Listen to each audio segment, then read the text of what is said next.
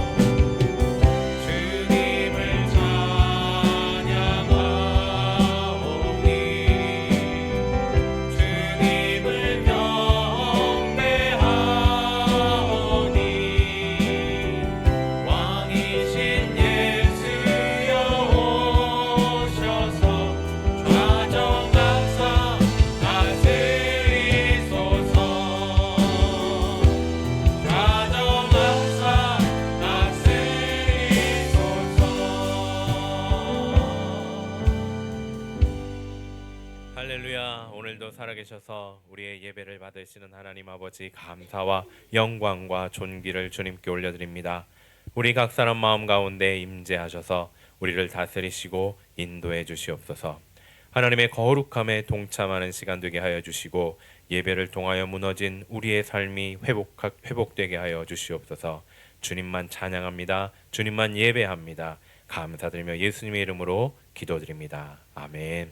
사도신경으로 우리의 신앙을 고백하겠습니다. 나는 전능하신 아버지 하나님 천지의 창조주를 믿습니다. 나는 그의 유일하신 아들 우리 주 예수 그리스도를 믿습니다. 그는 성령으로 잉태되어 동정녀 마리아에게서 나시고 본디오 빌라도에게 고난을 받아 십자가에 못 박혀 죽으시고 장사한 지 사흘 만에 죽은 자 가운데서 다시 살아나셨으며 하늘에 오르시어 전능하신 아버지 하나님 우편에 앉아 계시다가 거기로부터 살아있는 자와 죽은 자를 심판으로 오십니다. 나는 성령을 믿으며 거룩한 공교회와 성도의 교제와 죄를 용서받는 것과 몸의 부활과 영생을 믿습니다. 아멘.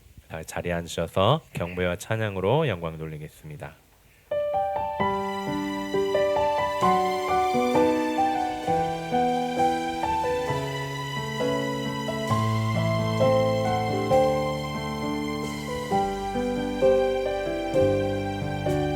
지존하신 주님 이름 앞에 모두 무릎 꿇고 다 경배해.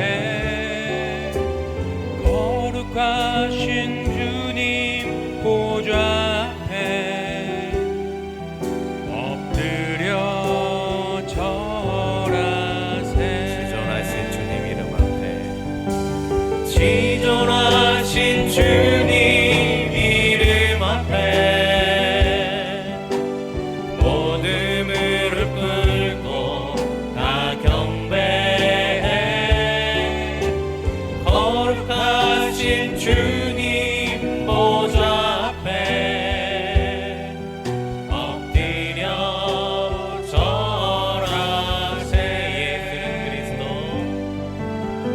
예수는 그리스도 예수는 주 하나님의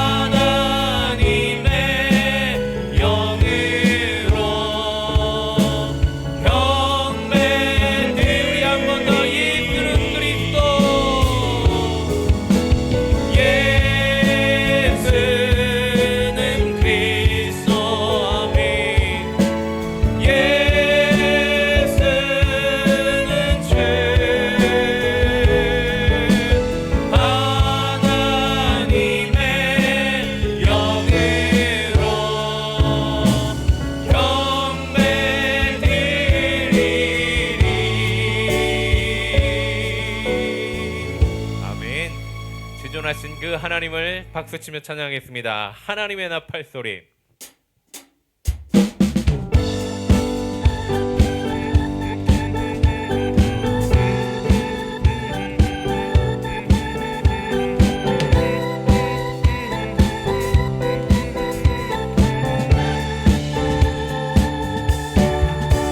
하나님의 나팔 소리 전지 진동할 때에 예수 영광 중에 구름 타시고 전사들을 세계 만국 모든 곳에 보내어 구원받은 성도들을 우리 한 번 더 하나님의 나팔 소리 하나님의 나팔 소리 전지 진동할 때에 예수 영광 중에 구름 타시고 아멘 전사들을 세계 만국 모든 곳에 보내어 구원받은 성도들을 모으리 나팔 불 때 나의 이름 나팔 불 때 나의 이름 나팔 불 때 나의 이름 부를 때에 잔치 참여하겠네 무덤 속에 잠자는 자 그때 다시 일어나 영화로운 부활 승리 얻으리 아멘 주가 택한 모든 성도 구름 타고 올라가 공중에서 주의 얼굴 배우리 나팔 불 때 나의 이름 나팔 불 때 나의 이름 나팔 불 때 나의 이름 부를 때에 잔치 참여하겠네 우리 더 큰 박수로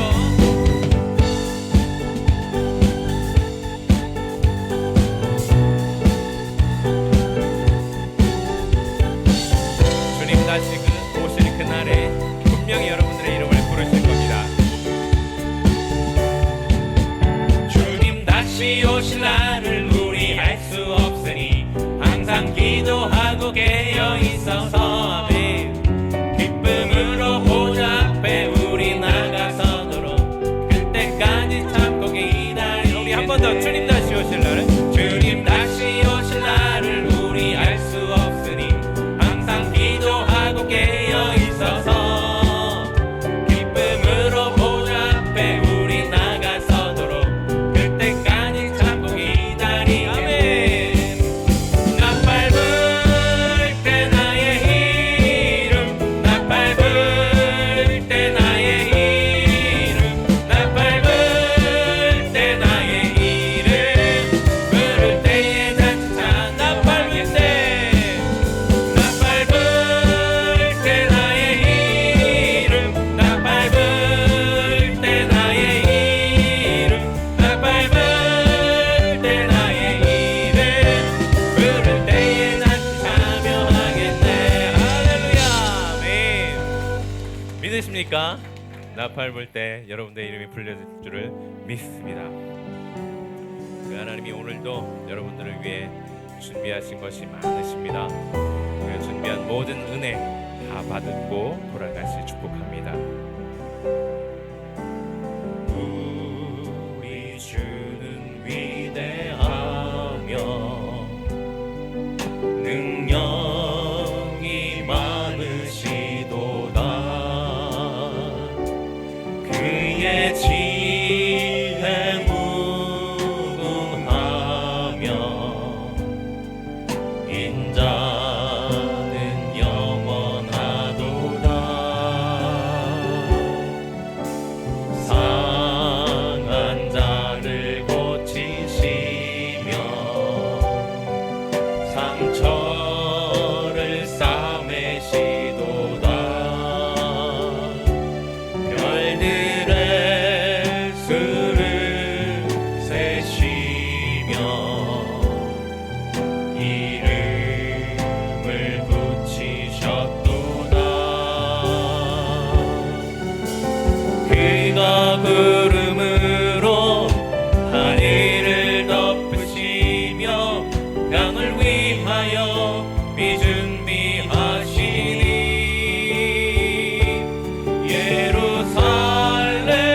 예루살렘아 여호와를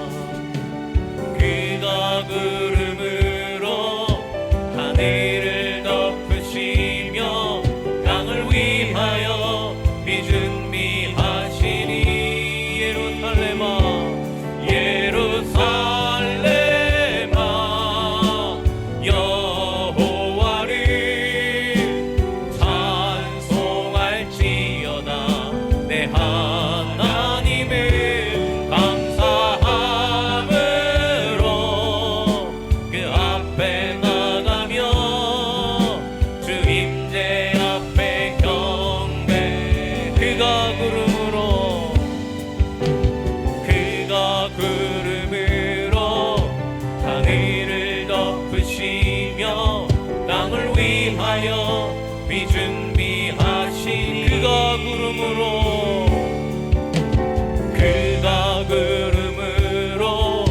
하늘을 덮으시며 땅을 위하여 비준비하신 우리 한 번 더 선포합니다. 그가 구름으로 하늘을 덮으시며 땅을 위하여 비준비하시니 예루살렘아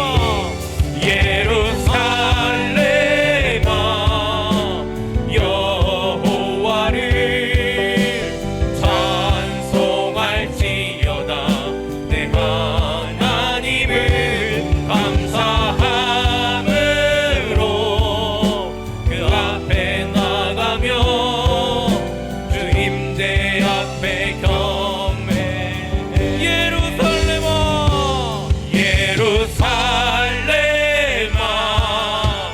여호와를 찬송할지어다 내 하나님을 감사함으로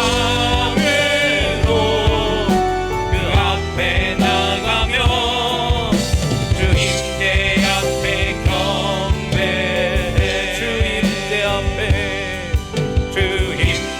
앞에 경배해 주 임재 앞에 경배해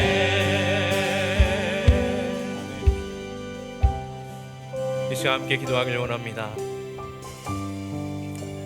능력이 많으시고 모든 것을 주장하시는 역사하시는 하나님, 그 앞에 우리가 이 시간 정말 기도해야 할 것들을 다 내려놓고 정말 주님 앞에 나아갔으면 좋겠습니다. 한 주간 동안 정말 우리가 기도하고 싶었던 것들, 또 우리 이웃을 위하여, 나의 주변을 위하여 중보해야 할 기도들, 이 시간 함께 정말 그 능력이 많으신 하나님을 기대하며 은혜 주심을 기대하며 이제 함께 기도함으로 나아가겠습니다. 하나님, 이 시간 주님을 기대하며 나아갑니다. 우리를 위하여 길을 준비하시고 우리를 위하여 하나님의 모든 것을 준비하신 하나님, 정말 이 시간 하나님을 기대하며 또 우리에게 주실 모든 것을 기대하며 나아가오니 하나님, 이 시간 정말 우리의 마음이, 우리의 영이 그 주의 은혜를 받을 준비가 되게 하여 주시옵소서. 우리의 영의 모든 더럽고 추악한 것들 하나님 다 씻어주시고, 하나님과 나 사이에 막혀있는 모든 죄와 허물들 하나님 다 씻어주시고, 오직 주님 앞에 나가 주를 만나는 데 걸림도 있게 하여 주시옵소서. 정결함으로 거룩함으로 주님 앞에 나아가길 원합니다. 하나님, 이 시간 우리 가운데 임하여 주시옵소서. 성령으로 임하여 주셔서 우리 가운데 주의 은혜를 부어 주시옵소서. 주님을 기대합니다.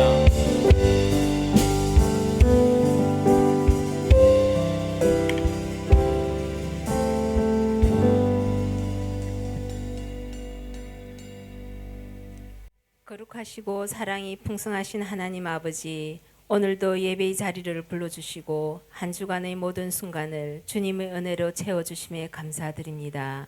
이 시간 마음과 뜻을 모아 정성껏 드리는 예배를 기뻐 받아주시고 신령한 은혜를 부어주옵소서.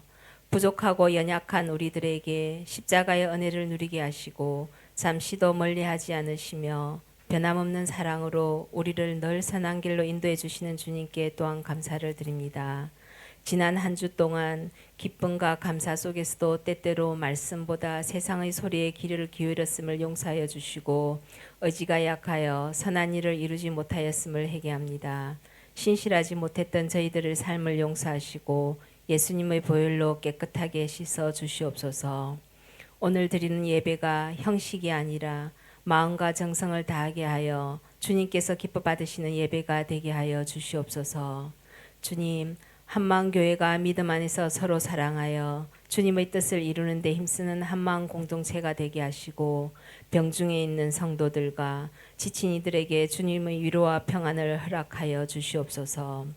특히 고3 수험생들이 진로를 결정할 때 하나님이 예비하신 길을 걸어가는 귀한 자녀들 될 수 있도록 인도하여 주시고, 부모 곁을 떠나 군 복무 중인 자녀, 국내외에서 공부 중인 자녀, 일대에서 일하는 자녀들을 축복해 주시고 주님 안에서 바르게 성장하여 믿음의 씨앗을 이어갈 수 있도록 성령 충만을 허락하옵소서.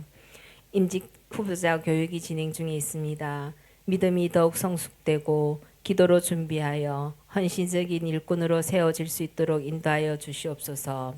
한 달여 앞으로 다가온 체육대회 행사를 풍성하게 할 수 있도록 기도로 준비하고 모든 교인들이 한마음이 되어 친교의 자리가 되게 하여 주시옵소서. 주님, 우리나라가 정치, 경제, 사회, 문화 모든 면이 안정되기 원합니다. 지도자들에게 지혜와 정의를 허락하시고 사회 곳곳에서 정의가 세워지게 하옵소서. 연약하고 소외된 이웃에게도 주님의 손길이 임하여 회복과 위로를 경험하게 하옵소서. 하나님의 평화가 임하고 갈등과 여러 어려움 속에서도 서로 사랑하고 존중하는 사회가 되기를 모든 교회와 성도들이 합심하여 기도하기를 원합니다. 또한 최근 사회적 혼란을 겪고 있는 이곳 인도네시아를 위해 기도합니다.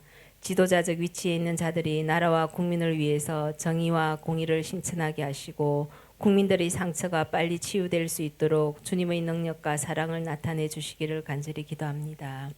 지금 세계는 경제, 기후, 정치적으로 혼란에 빠져 위험을 느끼고 있습니다. 특히 전쟁의 무력 공방이 거치게 하시고 성령께서 평화의 띠를 묶어사 평화가 오게 하소서. 기후 재난으로 인한 홍수와 극심한 가뭄으로 삶의 터전에 이른 사람들의 살 길을 열어주시고 식량 위기 속에 놓인 영혼들에게 실질적인 도움이 손길이 닿게 하여 주시옵소서. 이 시간 마음을 열고 말씀을 듣길 원합니다. 목사님의 전하시는 말씀이 사람의 말로 들리지 않게 도와주시고 진리의 말씀이 선포될 때 각자에게 주시는 말씀으로 듣고 말씀대로 순종하길 다짐하는 은혜가 있게 하여 주시옵소서. 같은 방향을 향하여 사역하시는 강준원 목사님, 유성원 사모님, 현명의 전도사님을 기억하여 주셔서 하나님의 선하신 은혜와 평강으로 축복하여 주시옵소서. 제이엔젤스, 제이키즈, 자유교회 봉사하시는 선생님들과 오늘의 예배를 준비하며 봉사하는 손길들과 섬김을 기억해 주시고 은혜 내려 주시옵소서. 곳곳에 흩어져 열악한 환경 속에서 수고하시는 선교사님들의 삶 속에 함께 하시며 그들의 모든 사역 속에 건강과 형통함을 허락하여 주시며 그들을 돕는 모현지 사역자들에게도 건강과 모든 생활의 필요를 채우시고 공급하여 주시옵소서. 이 시간 성가대 찬양을 불러드릴 때 하나님 홀로 영광 받아 주시옵시고 모든 기도를 우리를 대속하여 주신 구원의 주 예수 그리스도의 이름으로 기도드립니다. 아멘.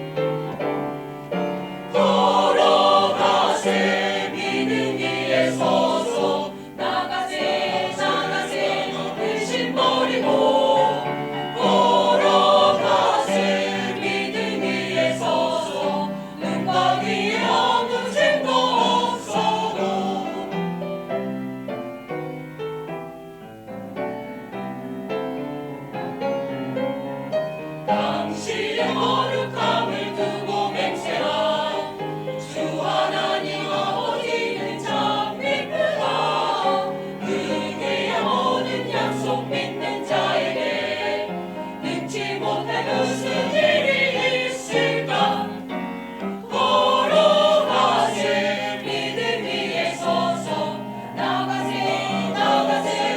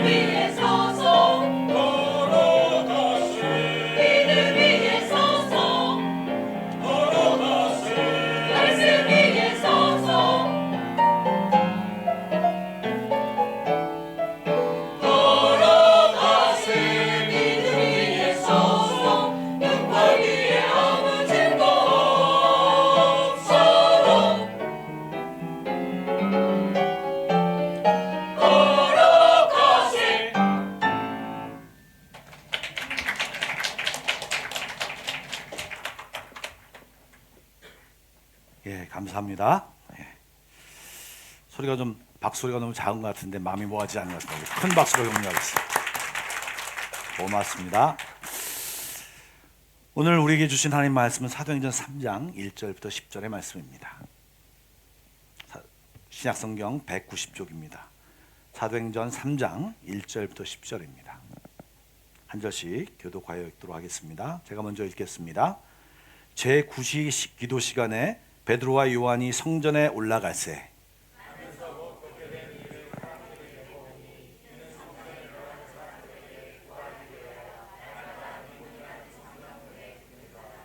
그가 베드로와 요한이 성전에 들어가려 함을 보고 구걸하거늘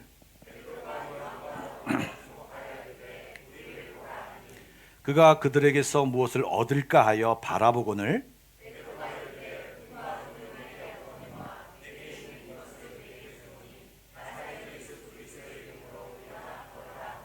오른손을 잡아 일으키니 발과 발목이 곧 힘을 얻고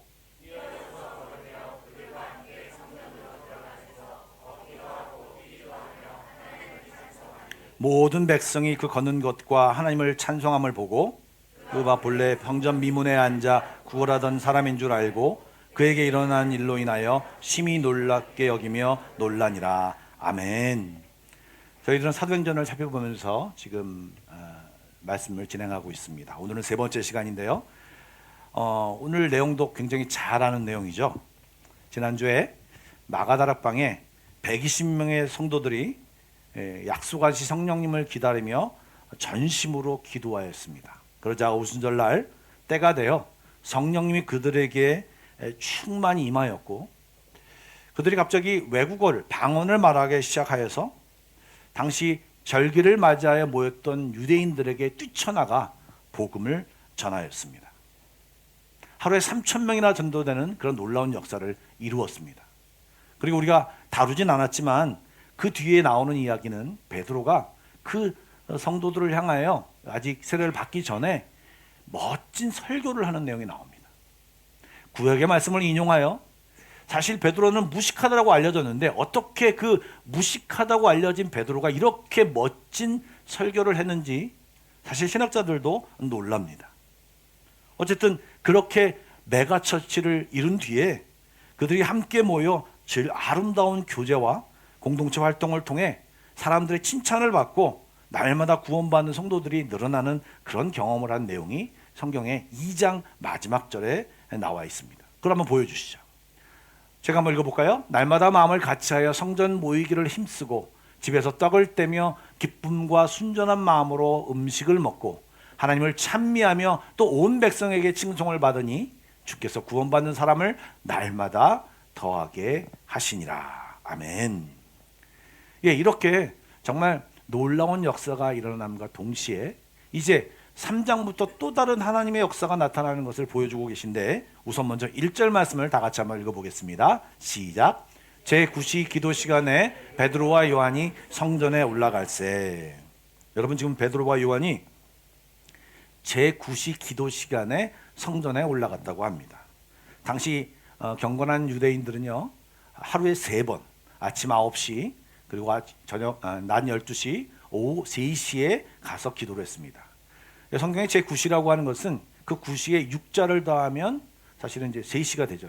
3시가 되죠. 그래서 오후 3시에 지금 베드로와 요한이 성전에 올라갔다는 이야기입니다. 그리고 성전에 올라갔다라고 하는 그 표현이 헬라어 표현으로서는 시제 표현이 이게 단에 한 번 일어난 일이 아니라 반복적인 행동이었음을 알려줍니다. 그래서 그가 지금 베드로와 요한이 시간을 맞춰서 반복적으로 기도 시간에 올라가 기도하는 사람이었음을 이 짧은 1절에 말하고 있는 것입니다.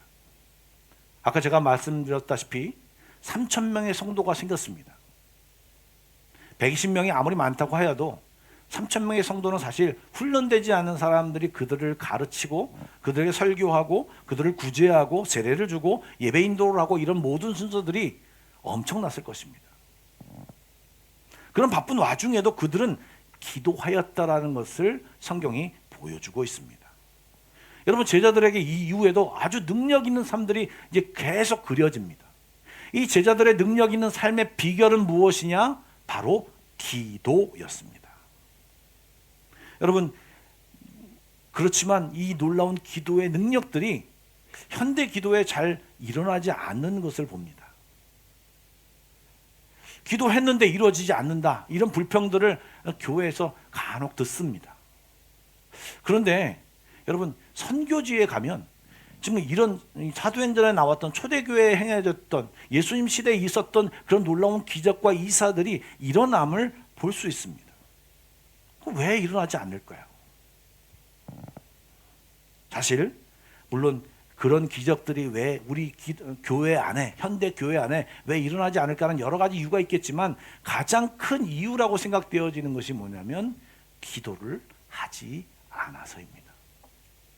기도를 해야 한다는 생각과 기도하면 놀라운 능력의 삶을 살고 있다는 그런 사실은 많이 들어서 알고 있고, 또 요즘 유튜브가 발달해서 많은 간증들이 올라오기 때문에 그렇게 기도했더니 그렇게 놀랍게 하나님이 역사해 주셔서 내 삶 가운데 이렇게 놀라운 기적이 나타났다라고 하는 것들이 굉장히 많이 나옵니다.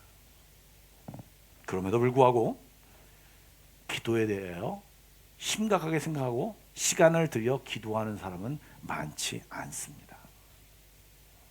여러분, 일찍이 마가복음 9장에도 예수님이 그런 말씀을 하셨어요. 마가복음 9장에 어떤 일이 나오느냐? 귀신 들린 아이를 데리고 왔습니다. 아침 예수님이 기도하러 가셨는데 그때 이 제자들이 그 귀신 들린 아이를 내쫓지 못했습니다. 이전에는 내쫓은 경험이 있는데도 불구하고 내쫓지 못했습니다. 그때 예수님이 내려와서 그 귀신을 내쫓은 뒤에 이제 28절부터 29절의 뒤에 제자들이 물어봅니다. 집에 들어가심에 제자들이 조용히 묻자거든. 아마 힘없는 목소리로 물어봤을 것입니다. 우리는 어찌하여 능히 그 귀신을 쫓아내지 못했습니까, 예수님? 그러자 예수님이 이렇게 말씀하셨습니다. 이르시되 기도 외에 다른 것으로는 이런 종류가 나갈 수 없느니라 하시니라. 이게 무슨 말씀입니까? 기도할 때 제자들이, 성도들이, 예수 믿는 사람들이, 그리스도인들이 기도할 때 하나님의 능력, 우리가 생각하는 기적과 이사 같은 것들이 상식이 되어지는 그런 역사가 우리의 삶 가운데 나타난다고 하는 것입니다. 예수님도 사실은 기도하셨습니다. 예수님도 이 땅에 오실 때 완전한 인간으로 오셨습니다. 신적인 능력을 제한하셔서 인간으로 이 땅에 오셨습니다. 그런데 어떻게 그 예수님께서는 그 수많은 이적을 행하셨을까요? 그것은 바로 그 예수님께서도 시간을 빼서, 시간을 들여서, 또 새벽 미명에 밤새도록 기도하셨기 때문에 하나님의 능력이 그 예수님 앞에 임하여 그 능력으로 그런 기사를 행하였습니다. 그래서 그 기사들이 예수님의 삶 가운데 나타났던 것입니다. 시간을 내어 기도할 때, 우리가 주님 앞에 간절하게 기도할 때, 하나님을 사모하여 기도할 때, 기도의 능력, 하나님의 능력, 예수님의 능력, 성령의 능력이 우리 삶 가운데도 체험될 수 있다는 것입니다. 그런데 여기서 우리가 중요한 것은 기도해야 된다는 사실과 함께 우리가 잘못 알고 있는 것이 하나 있는데 그것을 이 시간에 좀 짚고 넘어가기를 원합니다. 기도의 능력이 나타난다 해서 내가 기도하면 뭐든지 다 이루어진다, 이렇게 생각하면 좀 곤란합니다. 왜냐하면 하나님은, 예수님은, 성령님은 우리가 마음대로 조종하고 우리가 해달라고 하는 대로 다 해주시는 그런 분은 아니십니다. 그분은 신이십니다. 또한 반대로 이런 생각을 하는 사람이 있습니다. 어떤 한 분이 아주 무당처럼 그 신과 잘 이야기하는 그런 사람처럼 기도를 잘하는 사람, 기도의 능력이 특별히 있는 사람이 있어서 그 사람한테 가서 기도해야만 기도가 잘 이루어진다라고 생각하는 분들이 있습니다. 물론 기도의 은사를 받아서 특별히 기도를 잘 하시는 분들이 계십니다. 그러나 하나님은 우리 모두에게, 성도들에게 자녀라고 말씀하셨고, 자녀이기에 기도를 하면 하나님이 우리의 기도를 들어주신다라고 말씀하셨습니다. 그렇기 때문에 우리가 기도를 계속할 때, 기도를 사모하며, 하나님을 사모하며 기도를 자리로 같이 나아갈 때, 기도를 하면 할수록 하나님의 마음과 뜻을 알게 됩니다. 뿐만 아니라 하나님이 어떤 분이시라는 것도 알게 됩니다. 그리고 하나님이 나에게 무엇을 원하시는가를 알게 하십니다. 내가 어떻게 살아야 하느니도 알게 하십니다. 그렇게 기도를 통하여 하나님과 관계를 하고 하나님과 대화를 하고 하나님의 마음을 나눌 때 우리는 하나님의 관점을 알게 되고요. 그리고 그 관점 아래서 우리의 생각과 우리의 가치관이 변화됩니다. 그럴 때 그런 하나님의 관점과 변화된 우리가 기도할 때 우리의 기도는 거의 하나님의 구하라 그리하면 이루리라 하는 이 단계까지 이루어지게 되는 것입니다. 이것을 다른 말로 얘기하면 성령이 충만할 때, 성령이 우리를 다스리고 온전히 이끌 때 사실 우리의 기도는 놀라운 능력을 발휘한다. 그리고 기도의 형식을 비르지 않아도 지금 여기에 나온 것처럼 나사렛 예수의 이름으로 일어나 걸으라고 선포할 때도 그 기도의 능력이 우리의 삶 가운데 나타나진다. 그리고 우리가 기도하지 않고 우리가 생각하지 않아도 하나님이 우리의 삶 가운데 책임져 주시고 우리와 함께 하시고 가장 좋은 곳으로 주신다라고 하는 것이 사실 기도를 왜 해야 되느냐의 답인 것입니다. 정리합니다. 왜 현대 성도들이 삶 속에서 기적과 이사와 기도의 능력을 체험하지 못하느냐? 그것은 예수님을 믿는다고 하면서도 다양한 이유로 기도하지 않고 나의 기도를 주님께서 듣고 계신다는 믿음이 없어서입니다. 그런 믿음이 없기 때문에 기도로 하나님을 의지하지 않고 이제 이성과 다른 방법을 더 의지합니다.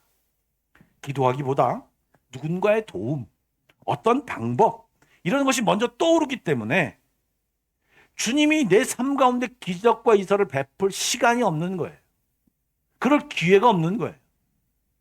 이미 우리는 다른 사람에 나가서 도움을 청하고 그 일을 행하고 있고 다른 방법을 택하여 그 일을 행하고 있기 때문에 내 삶 가운데 그런 일이 잘 일어나지 않는다라고 하는 것입니다.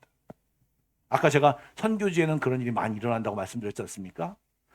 바로 지난주에도 아프간 난민들이 저에게 와서 예배를 드렸습니다. 그때 권성규 선생님과 대화를 나누면서 권성규 선생님이 이런 얘기를 하셨습니다. 얼마나 다반사인지 그냥 평상시에 일어난 일처럼 저에게 말씀해 주셨습니다. 최근에 13명의 한 가족이 왔답니다. 이 가족이 비행기표만 마련해서 이곳에 왔습니다. 너무나도 어렵고 힘든 가운데 있어서 선생님이 도와주기 시작을 했고, 근데 그것에 이제 그 한 방을 얻어서 이제 방을 얻어서 아주 협소한 장소에서 많은 인원이 생활해야 되기 때문에 거기서 아이를 가진 한 젊은 엄마가 이제 갑자기 이제 스트레스를 받아서 이제 한쪽이 마비가 되었다는 것입니다. 유엔에 등록해서 난민을 신청하면 일종의 이제 보건소에서 치료를 받을 수 있게 해줍니다. 보건소에 가서 여기 병원에 가서 치료를 했는데 스트레스 때문에 그렇다라고 말하면서 이제 아무리 뭐 약을 주고 하지만 고쳐지지가 않습니다. 잘 걸어다니지 못하고 계속 힘든 생활을 했습니다. 그런데 이미 이런 가운데서 기도하며 치유를 받고 또 예수 믿으며 놀라운 일을 경험한 이 기독교인 그 아프간 공동체에서 그 얘기를 듣고 그 사람한테 가서 이야기를 전합니다. 예수를 믿어라. 지금 예수 믿고 예수를 영접하면 이런 병들도 쉽게 낫는다. 너무 방법이 없기 때문에 이 가족들이 그 이야기를 듣고 예수라는 분이 누군가를 들어보자 하며 선교사님한테 왔습니다.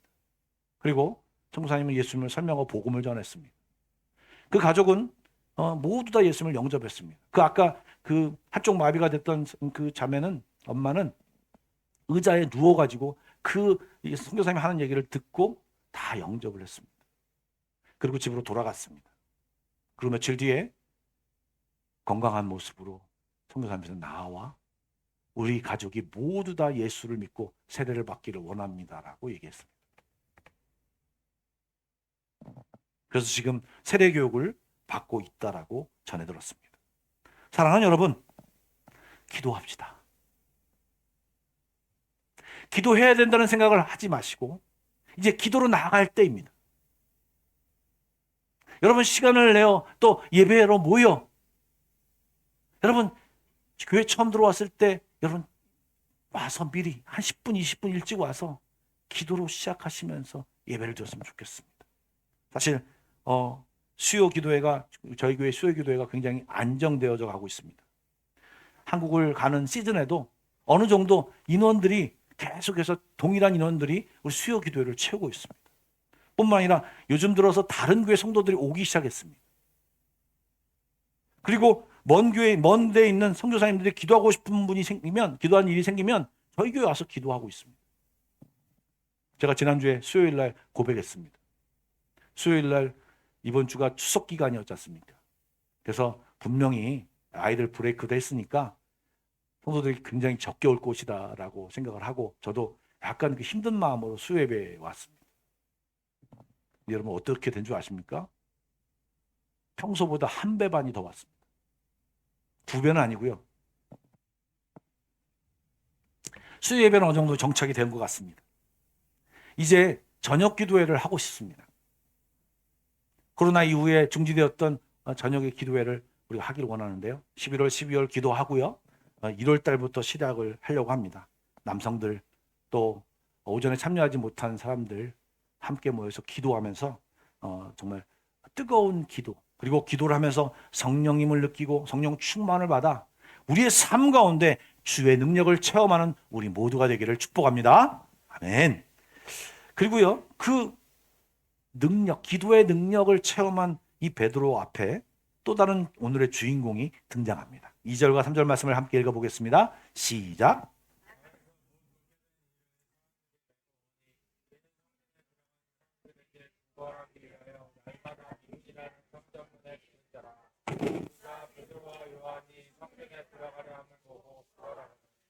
예, 한 장애인이 등장합니다. 그는 성경이 소개하기를 나면서부터 못 걷는 사람이었습니다. 4장 22절에 보니까 그 사람의 나이가 40여 세라고 하는 것입니다.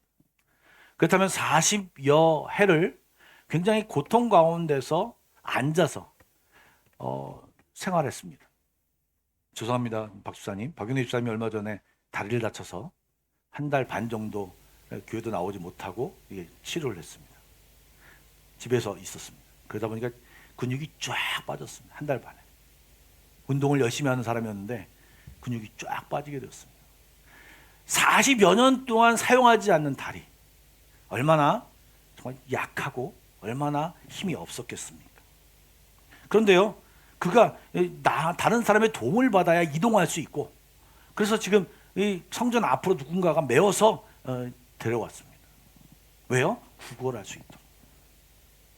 신실한 유대교를 믿는 신자들이 이 성전을 향해 들어들 때 그나마 구걸을 할 때 좋은 길목이 되는 아주 머리로 생각했을 때 아주 명석한 생각을 하는 생각입니다. 성전 앞에서 미문 앞에서 구걸을 하면 더 많은 구걸을 할 수 있겠다라고 생각이 되어서 그 사람이 거기서 구걸했습니다.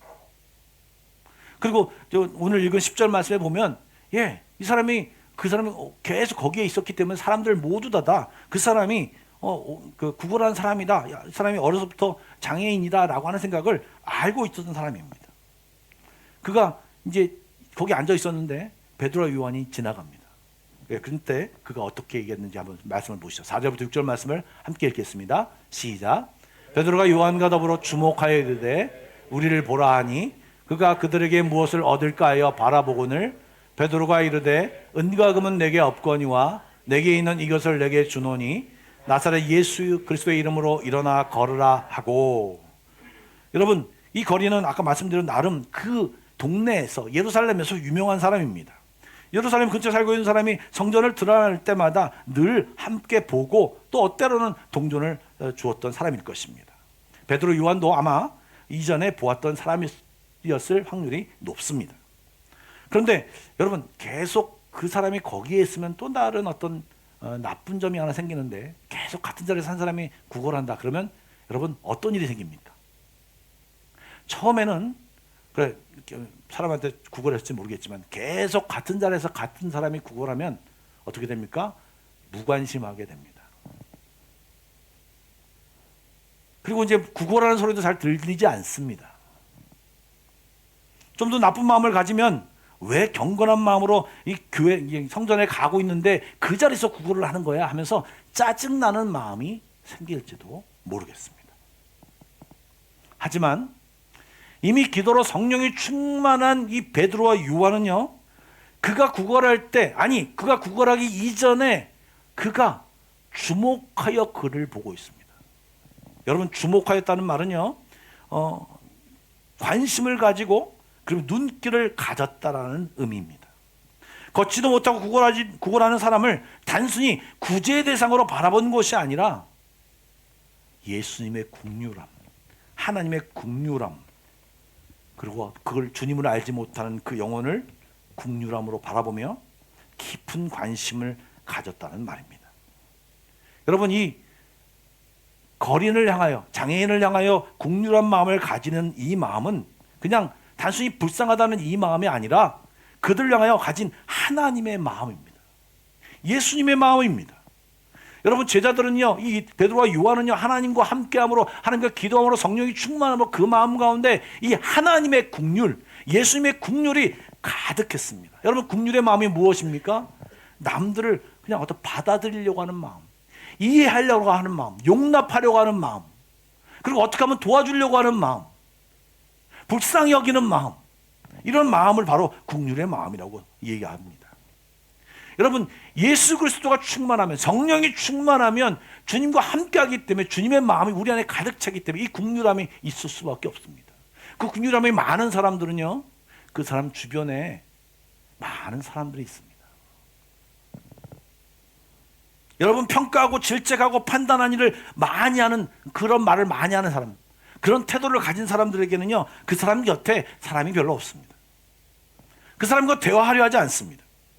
그러나 국률이 많은 사람, 누군가 어떤 사람이 이야기해도 누군가를, 그 사람이 좀 부족해 보여도 그 사람을 도와주려고, 이해하려고, 들으려고 하고 관심을 가지고 태도를 가진 사람은요, 아, 이 사람이 괜찮은 사람이네, 옆에서 봐도 그런 마음이 생깁니다. 여러분, 하나님과 함께한 사람은 이 국률의 마음이 있습니다. 전염이라고 하면 부정적인 의미 같고요, 그냥 하나님의 국률을 우리가 먼저 체험하면, 우리 안에 그 국률을 체험하면 당연히 반동으로 나오는 것이 뭐냐면 바로 용납하려는 자세, 이해하려고 하는 자세, 용서하려는 자세, 어떻게든 다른 사람을 도와주려는 이 자세를 갖게 됩니다. 여러분, 이 자세, 이 마음, 이 말, 이런 말이 우리에게도 있어야 합니다. 그런 마음으로 여러분, 남편과 아내와 그리고 자녀들을 바라보기를 축복합니다. 여러분, 혹시 옆에 남편분이 계시면 한번 쳐다보시죠. 아내분이 계시면 쳐다보시죠. 여러분, 그런 국률의 마음이 여러분에게 있습니까? 아니면 조금 다른 마음이 여러분 안에 있습니까? 사실 하나님의 성령이 충만하면 보이지 않던 것이 보입니다. 그동안 지나쳤던, 그동안 무관심했던 것들이 보이게 됩니다.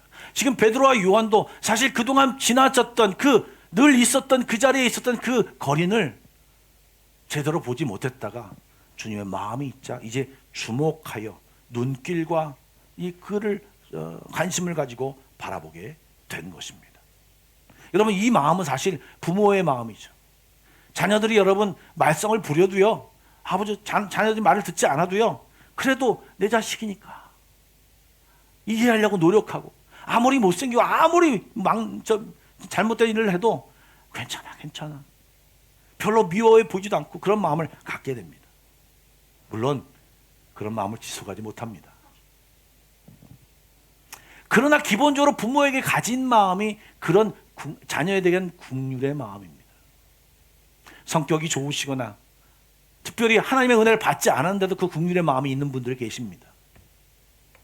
그리고 부모로서 가진, 하나님이 주신 그 부모의 마음, 국률의 마음이 있습니다. 그러나 그런 건 말고요, 하나님이 함께하면, 예수님의 마음을 품으면, 성령이 충만하면 그런 마음이 우리에게 나타난다고 하는 것입니다. 이 베드로와 요한에게 임하였던 이 국률의 마음이 우리 모든 성도들에게, 우리 한마음교회에게 나타나길 주님의 이름으로 축복합니다. 아멘. 그런 마음으로 충만한 베드로와 요한이 뭐라고 말합니까? 우리를 보라라고 말합니다. 그러자 그 거린이 무엇을 얻을까 하여 그 베드로와 요한을 바라봅니다. 그때 유명한 말, 은과 금은 내게 없거니와 내게 있는 이것을 내게 주노니 나사렛 예수 그리스도의 이름으로 일어나 걸어라 하고, 다음 슬라이드요. 그래서 오른손으로 그 장애인을, 그 거린을, 그동안 한 번도 사용해줬던 발과 발목을 뭔 일어나는 거죠. 근데 이 베드로가 그 손을 잡고 끌어일으킵니다. 그러자 발과 발목이 곧 힘을 얻고 말도 안 되는 일이 일어나죠. 뛰어서서 그가 평생을 앉아있던 그가 뛰어서서 걸으며 그들과 함께 성전으로 들어가면서 걷기도 하고 뛰기도 하며 하나님을 찬송하니 라고 성경은 기록되어져 있습니다. 여러분, 이 거린이 구했던 것이 무엇입니까? 은과 금이었습니다. 여러분, 은과 금은요, 세상에 있는 것이지만 유한한 것입니다. 유한한 것이기도 하지만 또 필요한 것이기도 합니다. 그 재물을 받아서 몇 푼도 안 되는 걸 받아서 쓰면 다음날 또 필요한 것이 그것입니다. 물론 다 쓰지 못할 만큼 많이 벌면 되겠죠. 그러나 신기한 것은요, 충분히 부자임에도 불구하고 충분히 먹고 살 만큼 다 있음에도 불구하고 일반적으로 보면 그 가진 자들이 더 많이 가지려고 노력합니다. 더 많이 가진 자 서로 비교하며 내가 이만큼 적게 받았으니 또 다른 방법을 투자해서 더 많이 벌려고 노력합니다. 그리고 충분한 부가 있음에도 불구하고 그 갈증, 그 부가 충분히 함에도 편안하지 않습니다. 왜요? 하나님의 있어야만 채워지는 이 허전함이 없기 때문에 채워도 또 있어서 불안하고 또 있어서 또 불화가 일어나고 가족들이 불화가 일어나고 상속 때문에 문제가 일어나고 다양한 문제가 생겨납니다. 처음에는 이것이 필요해서 구했는데 상황과 시대가 달라지면서 우리가 가진 부의 어떤 소용이 달라집니다.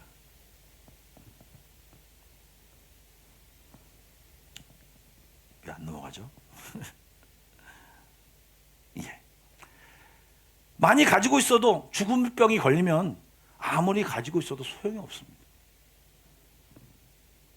요한복음 4장에 예수님께서 우물가 여인을 만나고서 하신 말씀이 기억이 납니다. 그때 그 예수님이 그 여인과 물로 대화를 나눕니다.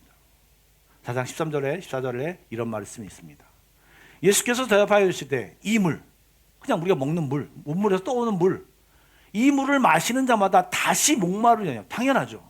잠시 우리가 갈증을 해소하고 또 그 물을 먹으면서 좋지만 또 때가 되면 먹고 싶어 하는 것이 물입니다. 그러나 내가 예수님이 주는 이 물, 사실은 이 물은요 영원히 목마르지 아니하니 이 그냥 우리가 먹는 물과는 다른 물이죠. 내가 주는 물은 그 속에서 영생하도록 솟아나는 샘물이다. 요때만이 아니고 영원까지 필요한 하나님의 능력이고 하나님의 말씀이고 하나님의 힘이다, 하나님의 생명이다 라고 말씀하신 것입니다. 예, 세상이 주는 것은 항상 유한하고 점점 소용이 달라지고 상황에 따라 마음이 달라집니다. 그 거린이 구했던 것이 그것입니다. 사실 우리도요 그것을 구하고 있습니다. 무심코 구하고 있고요, 세상 사람들은 그것이 전부인 줄 알고 그것만 목표하며 살아가고 있습니다. 매일 그것을 구하며 살고 있습니다. 그런데 베드로는 뭐라고 얘기합니까? 은과 금은 내게 없다. 이 은과 금이 없다는 말이 실제 없는 것인지 아니면 내가 줄 것은 은과 금이 아니다라는 것인지 잘 모르겠습니다. 저희는 후자에 가까운 이야기죠. 그런데 정말 베드로가 주고 싶은 것이 있습니다.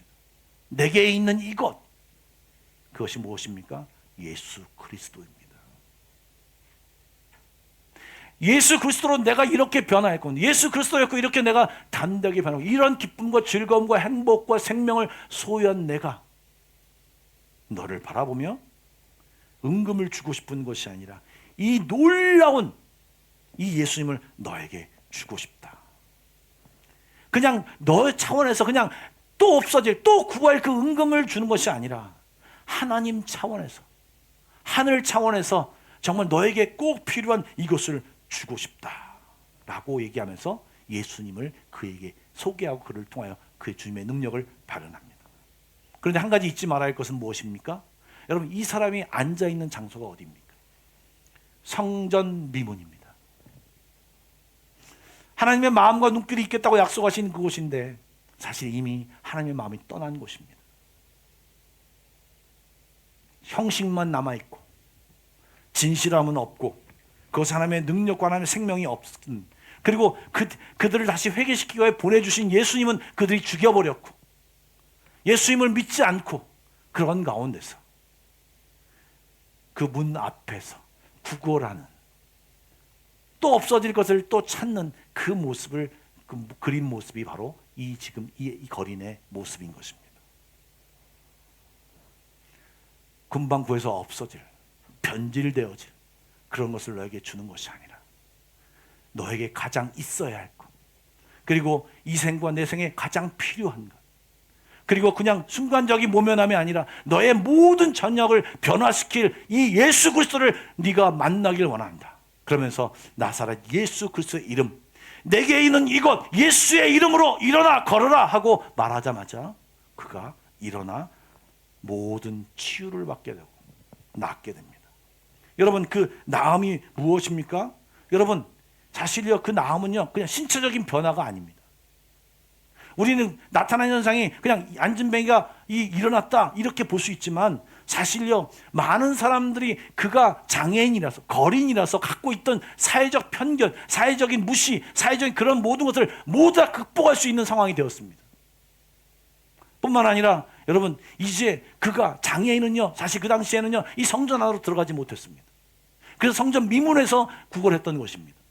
그런데 이제 여러분, 그를 따라서, 그 베드로와 요한을 따라서 어떻게 했습니까? 성전 안으로 들어왔다고 했습니다. 하나님을 찬미했다고 했습니다.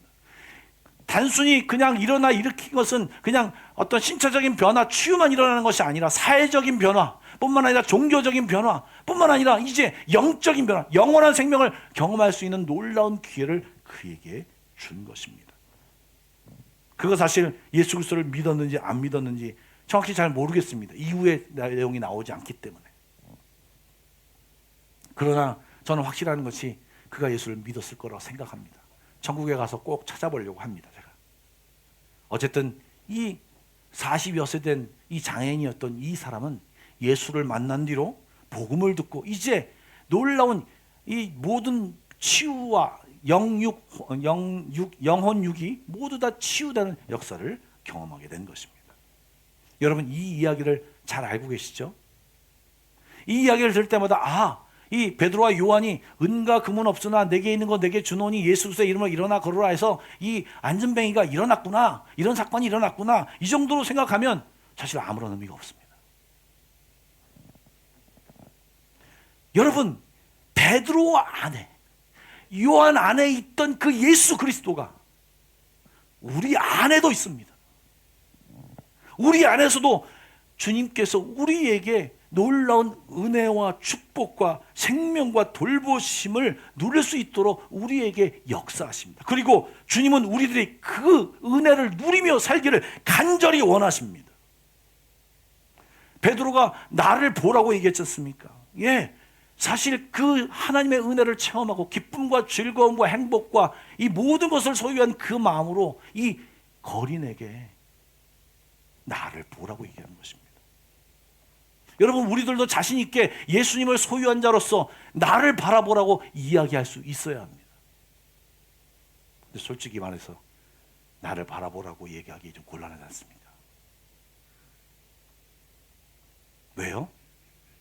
예수를 믿는다고 하지만 예수로 충만하지 않으니까, 기도하지 않으니까. 제가 성도들과 대화하면, 목사님, 제가 부족해서, 제가 아는 게 없어서, 연약해서, 그것이 겸손의 표현일 수도 있고 또 있지만 자기 스스로 그렇게 얘기하는 것입니다. 나는 연약하다, 부족하다, 나는 아니요. 지금 이 베드로와 요한처럼 성령이 충만하면, 성령이 함께하면, 성령이 역사하면 내 안에 놀라운 은혜가 넘치는 가운데 놀라운 은혜가 가득 차서 새로운 역사와 힘을 경험할 수 있는 것입니다. 그 주님이 우리 안에 있어야 한다는 것입니다. 그 주님이 여러분 안에 있으십니까? 그 주님이 여러분 안에 있다면 이제 그 주님과 교제해야 됩니다. 그 주님과 함께 해야 됩니다. 그 주님과 동행해야 됩니다. 그 주님과 함께 소통해야 합니다. 그리고 그 주님이 우리에게 예비하신 그 놀라운 은혜를 우리가 받아 누려야 합니다. 그것을 주님이 간절히 원하십니다. 그럴 때 우리의 삶 가운데도 동일하게 놀라운 역사가 나타날 것이고, 이 베드로와 요한이 경험했던 놀라운 일들을 우리도 경험할 수 있는 것입니다. 그런 은혜와 그런 경험이 우리 모두의 있기를 주님의 이름으로 축복합니다. 아멘. 마지막으로 한 말씀만 드리고 마치겠습니다. 여러분, 이 사건은요, 예수님이 이 예루살렘 입성하기 전에 일어났던 한 일이 생각과 그 사건과 비슷합니다. 지금 이 안전뱅이를 일으킨 이 사건. 그리고 예수님이 입성하기 바로 전에 여리고성 앞에서 바디메오, 맹인이었던 사람을 치유해줬던 사건과 굉장히 비슷합니다. 그때 당시에 예루살렘을 이동하시던 예수님께서 그 지나간다는 거기에 있는 그 맹인이 앞을 못 보는 사람이 들었습니다. 그러자 그가 이렇게 소리칩니다. 다윗의 자손 예수여 나를 불쌍히 여기소서. 예수님이 어디서 오는지 모르기 때문에, 눈이 안 보이기 때문에, 어딘지 모르기 때문에 사방에 터치면서 목청껏 외쳤습니다. 다윗의 자손 예수야 나를 불쌍히 여기소서. 얼마나 크게 간절하게 막 외쳤으면 사람들이 그 사람을 말리고 있었습니다. 그러자 예수님이 그를 데려오라고 말씀하셨고 불쌍히 여기시며 눈을 뜨게 하셨을 뿐만 아니라 그가 이제 예수를 믿고 예수님과 동행했다라고 성경에 나와 있습니다. 여러분, 이렇게 놀라운 일들이 예수님 시절에 일어났던 일들이 이제 제자들도 함께 일어나고 있는 것입니다. 예수님과 함께 있었던 일이 성령님과 함께함으로 그 자리에서 일어나는 것입니다. 뿐만 아니라 그 성령님이 우리와 함께함으로 그 당시 2000년 전에 일어났던 일들이 우리의 삶 가운데서 우리도 그런 일을 경험하며 우리들도 경험할 수 있다는 것입니다. 여러분, 황정현 신부라는 분을 알고 계십니까? 천주교 신부이십니다. 사실 제가 알기로는 천주교에서는 설교가 없는 것으로 알고 있습니다. 최근에 들어 설교를 하는 분들이 늘어나고 있는데, 이제 어쨌든 이분은 설교도 하시고 또 이렇게 사람들을 모아놓고 강연도 하시는 분입니다. 그래서 제가 좀 이분이 어떤 분인가 알고 싶어서 그분의 유튜브를 좀 본 적이 있습니다. 근데 그분이 한 얘기 중에서 참 재미있으면서 좀 의미 있는 내용이어서 제가 메모해 놓은 것이 있었습니다. 이분이 형이 한 분이 있었는데 두 분이 있었는데 둘째 형이라고 하는 거 보니까 이제 형이 둘째 형인데 어렸을 때 초등학교 때 IQ 검사를 했는데 IQ가 99였다고 합니다. 그래서 다른 이제 형제들과 비교해서 IQ 점수가 낮다 보니까 그 둘째 형을 머리가 나쁜 형이라고 놀렸답니다. 그런데 중학교 1학년이 되자마자 갑자기 이 형이 공부를 반에서 1등과 2등이 되더니 좋은 고등학교, 좋은 대학교, 그리고 대기업에 취직을 하더니 지금은 번듯한 어떤 회사의 사장을 하고 있다라고 합니다. 그런데 이 신부님이 이제 최근에 가정 모임이 있어서 그동안 못 물어봤던 질문을 그 둘째 형에게 했습니다. 아, 형, IQ가 99밖에 안 된 형인데 어떻게 갑자기 그 중학교 때부터 공부를 잘하게 됐어? 라고 물어봤답니다. 그러자 그 둘째 형이 이렇게 얘기했답니다. 자기가 중학교 1학년 된 어느 날 아버님이 간이 나빠서 간 수술을 했다고 합니다. 간 수술을 했는데 퇴원하고 집에 왔는데 그 다음 날 이 아버지가 허리를 구부리며 아직까지도 아프니까 구부리며 출근을 한 것입니다. 그래서 아내 되신 분이 여보 아직 아픈데 어제 퇴원했는데 며칠만 더 쉬고 나가지, 좀 쉬었다가 좀 건강이 회복되면 나가지, 이렇게 얘기를 했다고 합니다. 이래서 어떻게 업무를 볼 수 있겠어 라고 얘기를 했는데도 불구하고 아버지는 기어코 고집을 피우며 나가셨는데 그때 나가실 때 이런 말씀을 하셨습니다. 나는 내 자식을 먹여 살리고 공부시키려면 오늘부터 나가야 한다 라고 얘기를 했답니다. 그런 상황을 뒤에서 이 둘째 형이 지켜봤답니다. 일주일 동안 아버님이 계속 허리를 구부리고 좋지 않은 발걸음을 하면서 집을 나가시는 모습을 보면서 아, 내가 우리 아버지를 도울 수 있는 일, 우리 아버지를 내가 그 마음을 기쁘게 할 수 있는 일이 뭘까 생각하다가 공부밖에 없다고 생각하여요. 당시 IQ 99면 사실 평균인데 사실 요즘 보면 그 학생이 밤낮을 가리지 않고 코피를 흘려가며 공부하기 시작했습니다. 그래서 그렇게 잘 됐다고 합니다. 그런데 이 신부님이 뭐라고 얘기하냐면 이 황 신부님이 자기가 봐도 우리 형은 우리 부모님에게 효자였고 지금도 효자라고 이야기합니다. 그러면서 그가 이런 말을 합니다. 그가 왜 효자라고 얘기했을까요? 그가 부모의 삶에 동참했기 때문이라고 얘기했습니다. 저는 그 말이 너무 좋았습니다. 부모의 마음을 이해하고 부모의 삶을 따라 내가 할 수 있는 일을 결정하고 그 목표에 맞게끔 내 삶을 열심히 살아낼 때 부모에게 효도된 삶을 사는 것입니다. 여러분, 이것을 영적으로 적용하면 이것입니다. 하나님이 나아가는 방향을 알고 하나님의 뜻과 생각을 알고 그것을 바라보며 내 삶을 결정하여 나도 그와 같이 할 때 사실 주님 곁에 머물면서 주님의 마음을 받아 국률의 마음도 알고 그리고 주님과 함께함으로 주님의 능력도 받아 내 삶 가운데 능력이 나타나며 그런 삶을 살아나갈 때 성경에 나와 있던 그 내용 그대로 오늘의 내 삶 가운데도 그대로 경험되어지는 것입니다. 바라기는 성경에 나와 있는 모든 기적과 능력이 또 하나님의 함께하심이, 성령님의 함께하심이, 예수님의 함께하심이 오늘 우리 모두에게 또 우리 함께 한 사람 한 사람 성도들에게 나타나길 주 예수의 이름으로 축복합니다. 기도하겠습니다. 먼저 나는 기도하는 그리스도인인가를 좀 돌아보시기 바랍니다. 말만 하고 교회는 다니지만 정말 내가 요즘 기도하고 있나? 아니 과거에 열심히 기도했던 거 말고요, 요즘 내가 기도하고 있는 걸 좀 물어보시기 바랍니다. 그리고 하나님이 내 삶 가운데 역사여 기적이 나타나고 있나? 하나님의 긍휼한 마음이 내 마음에 있나? 나는 하나님을 향해서 어떤 자세로 나아가고 있나를 돌아보시면 좋겠습니다. 우리 다 같이 말씀 생각하시면서 기도로 나아가겠습니다. 기도하겠습니다. 하나님은 우리 모두에게 모든 것을 준비하시고 기다리셨습니다. 예수님도 준비하셨고 성령님도 준비하셨고 그리고 이제 나와 함께하자, 나와 이 세상 아니 영원까지 나와 함께하자고 말하며 우리를 부르시고 우리는 필요할 때만 주님을 찾았고 필요할 때만 주님께 구했고 필요할 때만 주 앞에 나아갔습니다. 그리고 내가 주님이 필요를 느끼지 않을 때는 내 마음대로 내 생각대로 내 방법대로 살았음을 고백합니다. 하나님 우리의 삶을 돌아보게 하여 주시고 돌이키게 하여 주시고 하나님과 함께 생활하는 우리 모습이 되기를 원합니다. 크리스찬이라고 하지만 하나님 정말 내 마음속에 예수님과 교통하지 않고 소통하지 않고 하나님의 생각을 한 번도 하지 않고 엉망으로 살았던 우리의 마음을 용서하여 주시고 이제 우리의 삶 가운데 주님을 인정하며 주님과 함께 나아가기를 원합니다. 주님을 부르며 나아가기를 원합니다. 기도하며 살기를 원합니다.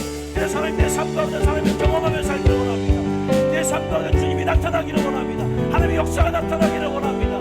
그래서 혼자 살아가는 인생이 아니라 성령님과 함께 살아가는 인생이 되게 하여 주시옵소서. 하나님의 긍휼이 내 삶 가운데 넘쳐나는 삶을 살게 하여 주시옵소서. 그런 삶을 살고 우리 모두가 되게 하여 주시옵소서.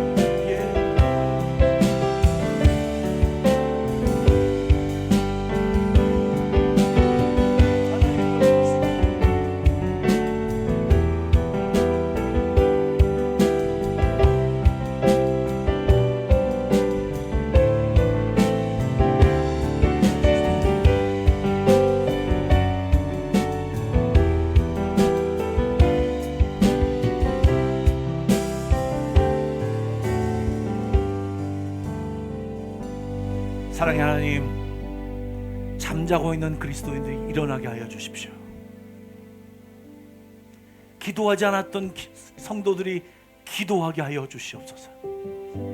성령으로 충만하지 않고 그냥 성령만 마음속에 간직했던 자들이 이제 성령 충만하여 주님의 능력을 바라며 그리스도인답게 살아가게 하여 주시옵소서. 분명히 예수를 믿는다고 하지만 다른 곳을 바라보며 세상 방법을 쫓아가며 살아갔던 우리의 영혼을 깨우사 하나님 바라보며 내 삶 가운데 하나님의 역사를 경험하며 살아가는 우리 모두가 되게 하여 주시옵소서. 그렇게 하실 하나님을 찬양하며 예수님의 이름으로 기도드립니다. 아멘. 찬송가 391장 부르시면서 준비하신 예물을 함께 드리도록 하겠습니다.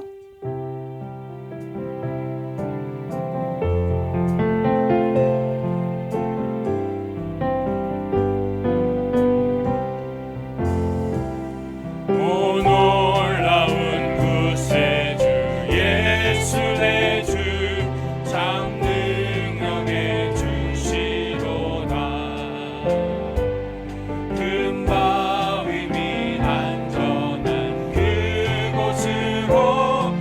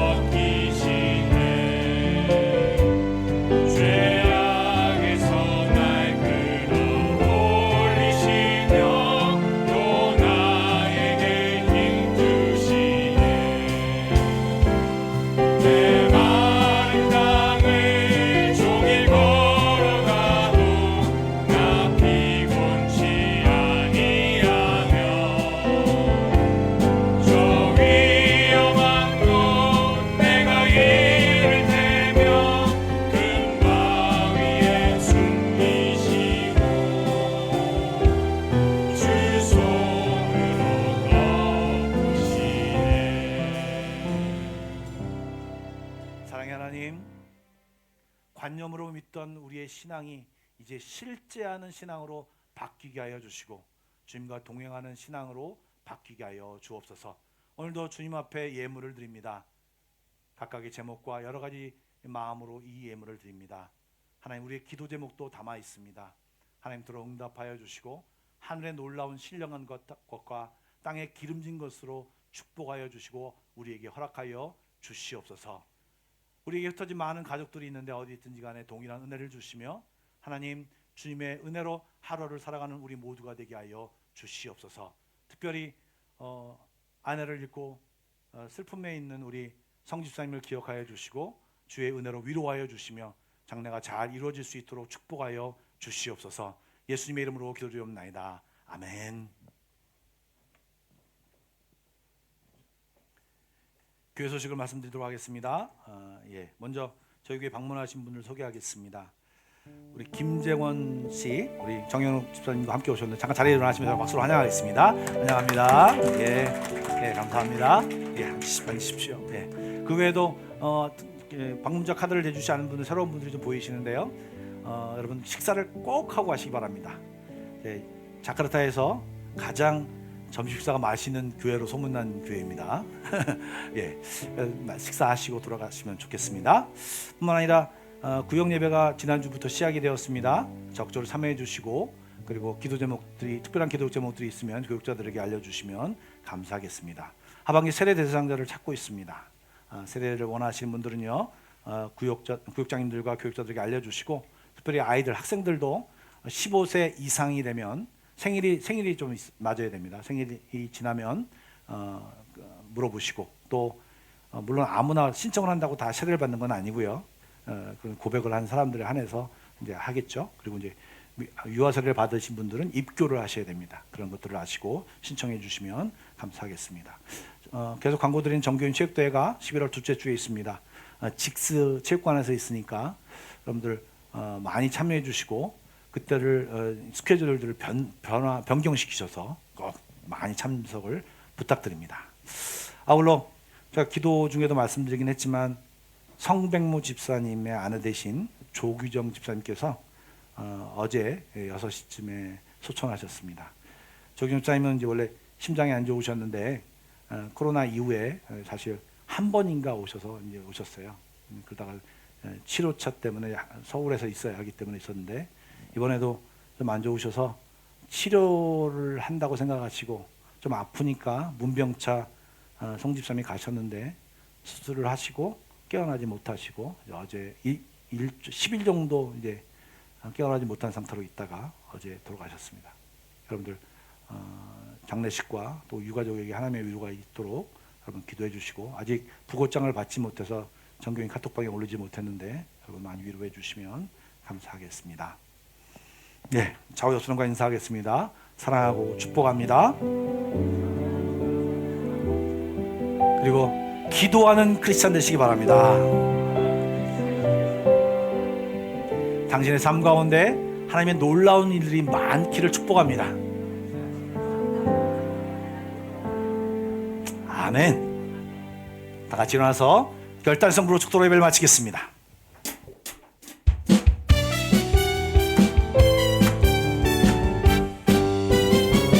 주 하나님 독생자 예수 날 위하여 오시었네.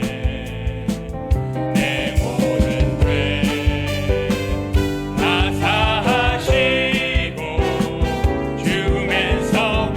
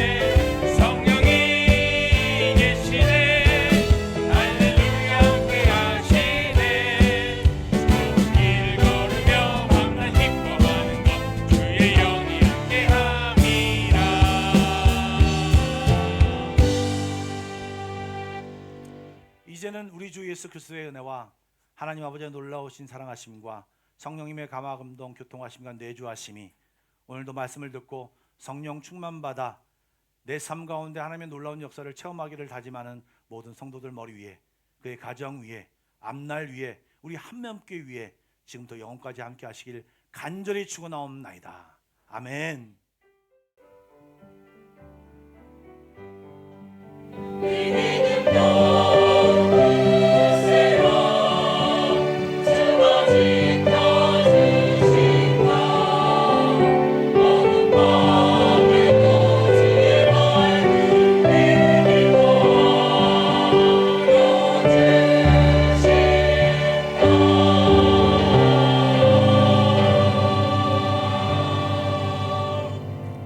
예배를 마쳤습니다. 평안히 돌아가십시오.